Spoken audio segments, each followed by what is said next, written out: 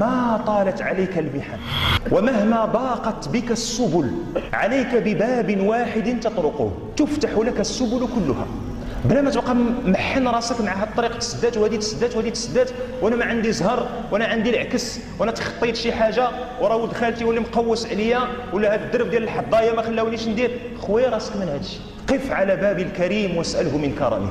اذا ما علمتيش، اذا لم تعلم انت اين الحكمه في التضييق الممارس عليك، ربك عز وجل يعلم الحكمه من ذلك.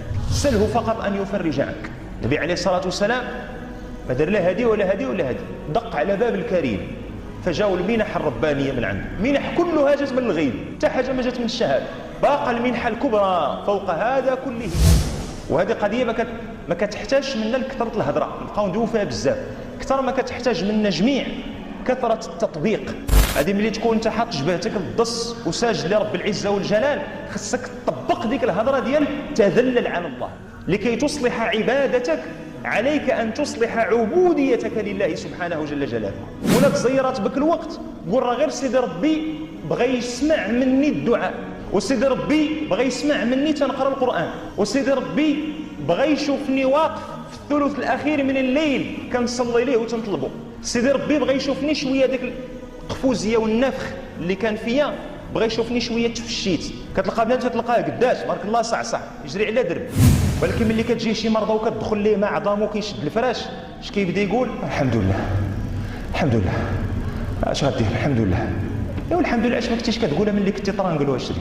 ومع ذلك من رحمه الله عز وجل كاع داكشي اللي دوزتيه، ملي كلاتك المرضى ولا شداتك الدقه ولا طاحت بك الوقت ولا تخادوا الفلوس ومشاو الصحاب والحباب، ومع ذلك من رحمه الله تترجع عنده تيعاود يقبلك. ماشي غنقول لك بحال الراس، انا نيت اللي كنهضر معاكم والكرم والسيره وهاد الهضره ديال الى اخره، راه غتجي عندي المره الاولى ما نخسرش لك، والمره الثانيه غنص عليك الحامض، عرفتي نصال الحامض غنبدا لي ديك،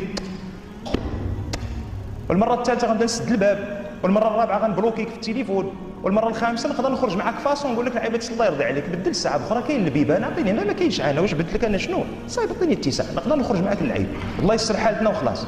ولكن سيدي ربي تتخسر معاه الدوسي اليوم وتجي تبكي عليه في العشيه ويقبلك، وفي العشيه بكيتي عليه وقبلك، والغد ليه مع الصباح تخسر معاه الدوسي وتجي عنده مع الظهر ويقبلك، وتحمضها مع الظهر ورا الظهر ويقبلك مع العصر، وتخسر معاه مع ورا المغرب ويقبلك مع العشاء. حيت هذا رب العزه والجلال، هذا ماشي انا وماشي انت، هذا الذي يده سحاء الليل والنهار لا تغيضها نفقه، ينفق سبحانه جل جلاله. قد سمع الله قول الذين قالوا ان الله فقير ونحن اغنياء سنكتب ما قالوا وقتلهم الانبياء. قد كفر الذين قالوا يد الله مغلوله غلت ايديهم ولعنوا بما قالوا بل يداه مبسوطتان ينفق كيف يشاء. وان من شيء، هذيك شيء جات هنا نكره تعطينا العموم، اي شيء، خدمه، اولاد، سعه صدر، راحه البال، الحلال دقاد، البلاد تصيب، الصقعين يعطيونا اتساع، هذا الشيء كله دخلوا في ديك شيء. اش قال الله عز وجل؟ وان من شيء الا عندنا خزائنه. في كان القضيه وما ننزله الا بقدر معلوم، على حسب الطلب ديالك انت. شري شتي الطلب ديالنا كيدير في السجود، كتعرفوا الطلب ديالنا كيدير في السجود اش كنهبطوا نسجدوا اش كنقولوا زعما سبحان ربي الاعلى، بحال كنقولوا سبحان ربي الاعلى، ولا كنقولوا ديك اسمع كنقولوا ديك السماعله، كندخلوا السماعله، هادو السماعله قبيله جيد دكال، حنا كنديروا ديك القبيله كندخلوا عندنا في السجود اسمع لا ما كاينش حاجه سميتها اسمع لا. شتي الركوع ديالنا اش تنقولوا فيه؟ تنقولوا فيه زعما سبحان ربي العظيم، اسمع الله ما تبارك الله اكبر. بهذه الصلاه هذه بغيتي تفتح الخزائن ديال الله عز وجل، هذه الصلاه ما تفتحش بها حتى الشهيه ديال النافله من بعد، عاد تفتح بها الخزائن ديال الله عز وجل. وهذه الصلاه هذه ماشي غير الخزائن ديال الدنيا، بغينا نفتحوا بها الباب ديال الجنه.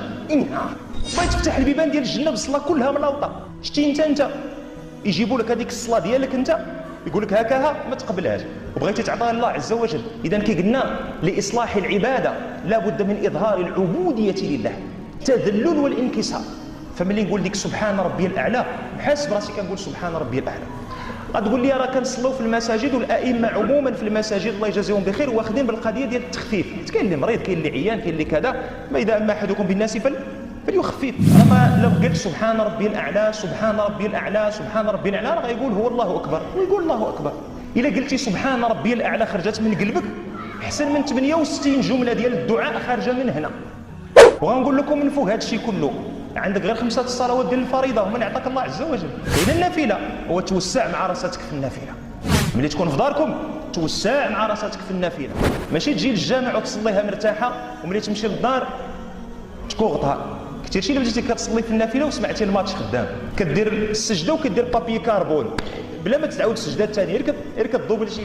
راه العباده الشرفه راه خصها تعاود. الله عز وجل لا يعبد فقط بالاخذ بالاسباب الدنيويه. انا بغينا الصلاه ندخلوا بها للجنه، راه خصنا ندخلوا بها بعدا للجنه ديال الارض. الصلاه اللي ما تدخلكش للجنه ديال الدنيا راه ما نظنش انها تدخلك للجنه ديال الاخره، للجنه ديال الاخره. هذا الكلام ماشي ديالي، رجعوا لابن القيم قال هذا الكلام هذا. السلام عليكم.